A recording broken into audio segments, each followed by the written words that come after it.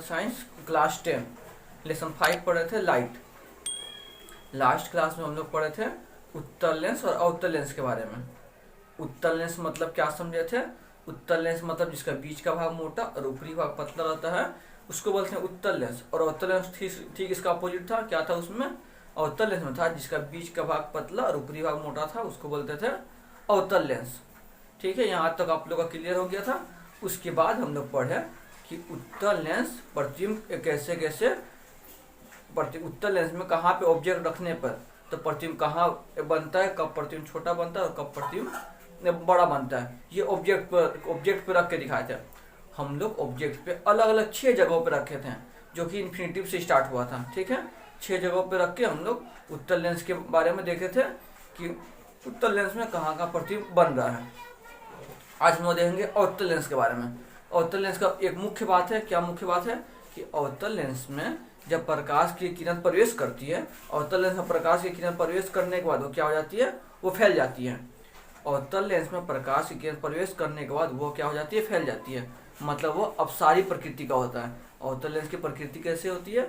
वो अपसारी प्रकृति की होती है। अपसारी मतलब वह प्रकाश की किरण अवतल लेंस से टकराने के बाद क्या हो जाती है? वो फैल जाती है, जिसका मतलब वो अपसारी प्रकृति की होती है। ठीक है, फैल जाती है इसका मतलब वो वापस नहीं आती है, वो बाहर की ओर निकल जाती है, केंद्र की तरफ आकर्षित नहीं होती है। जिससे हम लोग समझेंगे कि अवतल लेंस जो होता है वो और वास्तविक होता है तब वो उसी साइड में बनाता है, लेकिन वास्तविक नहीं होता है, हमेशा काल्पनिक प्रतिबिंब बनता है। अवतल लेंस के केस में याद रखेंगे कि अवतल लेंस में हमेशा काल्पनिक प्रतिबिंब बनता है, लेकिन उत्तल लेंस में ऐसा नहीं था।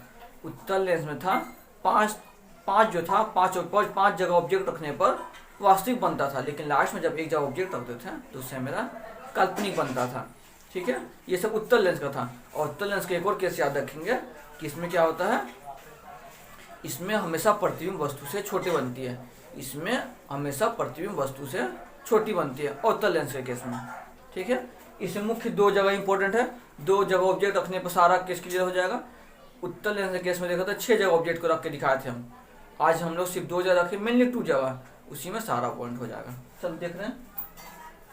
सबसे पहले रखेंगे इन्फिनिटिव या अनंत पे।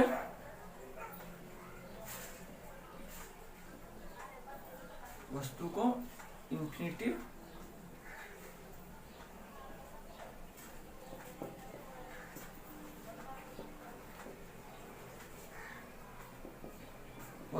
पे रखे या अनंत पे रखे। ठीक है, हम लोग अवतल लेंस देख रहे थे। अवतल लेंस मतलब समझाया भी हम, क्या समझा? अवतल लेंस मतलब जिसका बीच का भाग पतला होता है और ऊपरी भाग मोटा होता है। अवतल लेंस मतलब जिसका बीच का भाग पतला और ऊपरी भाग मोटा होता है। ये था मेरा अवतल लेंस। उसमें एक बीच से रेखा खींचते हैं, एक रेखा खींचते हैं जिसका नाम क्या होता है? इसका नाम होता है मुख्य अक्ष। याद होगा तुम लोगों को, इसका नाम आप लोग को याद होगा, इसका नाम क्या होता है? मुख्य अक्ष। ठीक है, यहाँ होता था इन्फिनिटिव, यहाँ होता था माइनस इन्फिनिटिव। इसका नाम देते थे, मिड पॉइंट को देते थे ओ। मिड पॉइंट का नाम हुआ ओ। अभिलंब देते हैं, यहाँ से यहाँ तक का डिस्टेंस लेते थे F1, यहाँ लेते थे 2F1। इसके बारे में हम बहुत अच्छी तरह डिस्कशन किए थे कि F1 और F2 क्यों लेते हैं। फिर भी अगर किसी को डाउट होगा तो इसके पहले वाला वीडियो देखना, डाउट क्लियर हो जाएगा। F2 और ये हो जाएगा 2F2।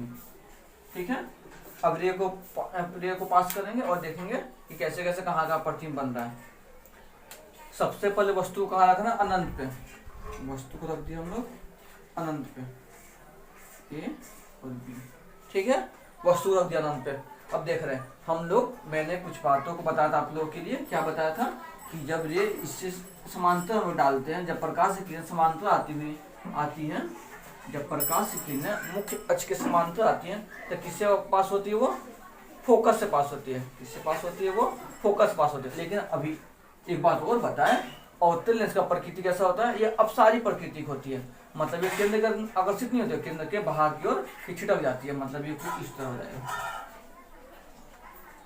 ठीक है, तो इस तरह हो गया। तो यहाँ पे कोई भी संभावना नहीं है, इस रे के केस में कोई भी संभावना नहीं है कि वो जो रे है वो फोकस पे जाके मिले। तो नहीं मिला है तो अब क्या करते हैं हम लोग? पीछे बढ़ाते हैं इसको। पीछे बढ़ाएंगे तो देखेंगे ये फोकस से मिल जाए, लेकिन ये मिल नहीं रहा है, इसको मिलवाया जा रहा है जबरदस्ती, जिससे कारण ये वास्तविक ना होगा क्या हो जाता है, काल्पनिक। और ये रे फोकस से मिल जाता है तब वास्तविक हो जाता है, लेकिन ये रे फोकस में नहीं मिला, जिससे कारण पीछे हम जबरदस्ती बढ़ाए तो देखिए फोकस से पास हो रहा था, जिससे कारण ये कौन सा प्रतिबिंब बनेगा, ये काल्पनिक बनेगा। और कुछ बात बताए थे कि एक रे से कभी भी प्रतिबिंब बनना संभव नहीं होता, उसके लिए 2 रे की आवश्यकता होती है। एक रे और ले रहे हैं तब, चलो एक रे और पास कर दे रहे हैं, ये भी क्या हो जाएगा, बाहर की ओर छिटक जाएगा ये भी, ठीक है। इसको मिलाने के लिए देखो पीछे ले जाते हैं, पीछे ले जाएंगे तो देखो कहाँ पे मिला, ये मेरा फोकस से मिल रहा है, पीछे किए तो कहाँ मिला, ये मेरा फोकस पे। अब प्रतिबिंब के बारे में देखते हैं क्या क्या देखें प्रतिबिंब के बारे में।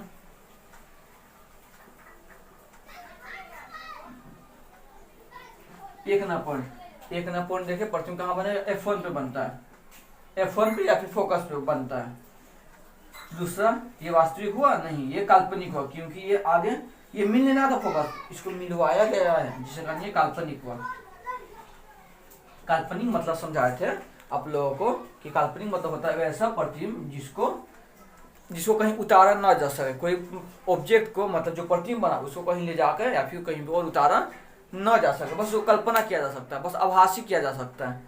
जैसे हम लोग आईना में सुबह उठ के जब आईना फेस देखते हैं तो वो मेरा काल्पनिक होता है, वो वास्तविक नहीं होता, उसको कल्पना किया गया, आभासी प्रतिबिंब है, उसको उठा के और कहीं पे नहीं रखा जा सकता, ठीक है। इसलिए ऐसा प्रतिबिंब को बोलते हैं काल्पनिक प्रतिबिंब। और ये क्या बनेगा, वस्तु से छोटा, बहुत ही छोटा, वस्तु से बहुत ही छोटा बनता है, बहुत ही छोटा। उत्तल लेंस के केस में देखा था कि प्रतिबिंब कैसा बनता था, उल्टा, कि इसमें प्रतिबिंब सीधा बनेगा, ये था ना, उसमें भी देखा था कि F2 का इसी तरह मिल रहा था वो, लेकिन कहाँ बना था वो, असल में नीचे बना था, इसमें असल में कहाँ बन रहा है, ये प्रतिबिंब ऊपर बन रहा है। जब भी प्रतिबिंब ऊपर बनता है मतलब वो कैसा बनता है, सीधा बनता है। यहाँ प्रतिबिंब कैसा बना, सीधा, ठीक है। F1 पे बना, काल्पनिक था और वस्तु से बहुत ही छोटा था, और ये कैसा बना था, सीधा बना था। ये किस केस में था, जब वस्तु को अनंत पे रखे थे तब। उसके बाद हम लोग उत्तल लेंस के केस में देखा था, एक वस्तु को अनंत पे रखे थे, दूसरा बार अनंत और 2F1 के बीच रखे थे, तीसरा बार 2F1 पे रखे थे, चौथा बार 2F1 और F1 के बीच में रखे थे, पांचवा बार F1 और छठा बार F1 और O के बीच में रखे थे। 6 प्रकृति देखे थे, 6 केस देखे थे, इसमें 2 केस देखेंगे, एक अनंत और दूसरा अनंत और O के बीच में कहीं भी रखेंगे प्रतिबिंब हमेशा वही बनेगा।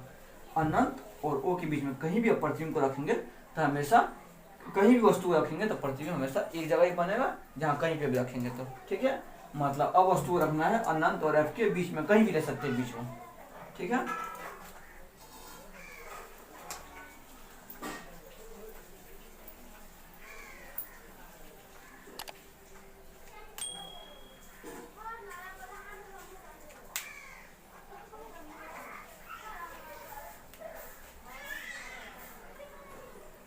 प्रतिबिंब को कहाँ रखना था, अब रखना था इंफिनिटिव और O के मध्य।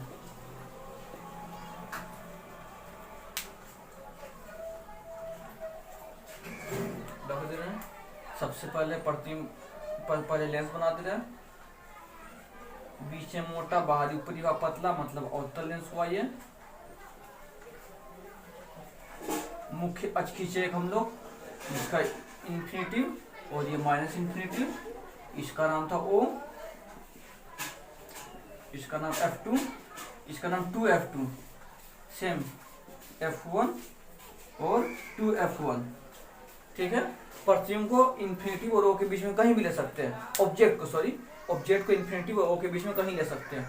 चलो मान लिया ऑब्जेक्ट को यहाँ लिया, नाम दे देते थे A और B, ठीक है। सबसे पहले प्रतिबिंब को पास किया, यहाँ से, कहाँ से पास होगा, ये बाहर की ओर निकल जाए, क्यों निकला, क्योंकि ये अपसारी प्रकृति का है, ये क्या हो गया, बाहर की ओर निकल गया। और इसको पीछे बढ़ाएंगे तो कहाँ पे मिलेगा, फोकस पे मिलेगा, पीछे टकरा कर कहाँ मिला, फोकस की तरफ। ये मिल लेता है, इसको जबरदस्ती मिलवाया गया है, जिससे कारण ये कौन सा प्रतिबिंब बनाएगा, हमेशा काल्पनिक बनाएगा। और ये हमेशा कैसा बनाएगा, वस्तु से छोटा, हमेशा ये हमेशा बनाता है वस्तु से छोटा। दूसरा फिर से रे को पास कर रहे हैं, अब रे को ओ से पास करेंगे। हम बताए थे रे को जब ओ से पास करते हैं तो सीधे निकल जाती है, वो सीधे निकल जाएगी, ठीक है।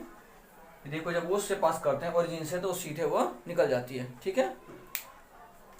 तो मेरा प्रतिबिंब कहाँ, दोनों रेखा कहाँ स्पर्श कर रहा है, यहाँ पे, मतलब प्रतिबिंब कहाँ बनेगा, यहाँ पे बना प्रतिबिंब, ठीक है। ए डैश और बी डैश। सबसे पहले इन्फिनिटिव रो के मध्य कहीं पे भी रख दिया ऑब्जेक्ट को, पहला बार पास करा समांतर रेखा के मुख्य अक्ष के समांतर, जो बाहर की ओर निकल गए। अब सारी प्रकृति होने के कारण उसको पीछे बढ़ाया तो वो फोकस से पास हुई। दूसरा बार ओ से गुजारे, ओ से जब निकालते तो हम बताए थे कि वो सीधे बाहर की ओर निकल जाती है, वो टकराने के बाद बाहर की ओर निकल गई। लेकिन देखिए कि दोनों रेखा जहाँ पे मिल रही थी वो कहाँ मिल रहा था, F1 और O के बीच में। प्रतिबिंब के बारे में देखते हैं। सबसे पहला अपन देखें प्रतिबिंब कहाँ बना, F1 और O के मध्य प्रतिबिंब बन गया मेरा। और कैसा बनेगा प्रतिबिंब, काल्पनिक और सीधा और वस्तु से छोटा, वस्तु से छोटा। समझ में आया सबको यहाँ तक? नोट कर लेना इसको। अब नेक्स्ट एक क्लास में पढ़ेंगे कि लेंस का फॉर्मूला। लेंस फार्मूला क्या होता है? लेंस फार्मूला मतलब हम लोग देखेंगे कि वस्तु को कहाँ रखने पर, वस्तु को कहाँ रखने पर उसका प्रतिबिंब वस्तु से कितना छोटा या फिर कितना बड़ा बनता है। ये किसके बारे में पढ़ेंगे? लेंस के फार्मूला के जब लास्ट क्लास में डिस्कस करेंगे, इसके बाद ज़्यादा क्लास में तब उसके बारे में देखेंगे कि हम लोग कैसे कहाँ प्रतिबिंब कितनी दूरी पर बनता है। अभी के लिए इतना ही। स्टे होम स्टे सेफ, ठीक है।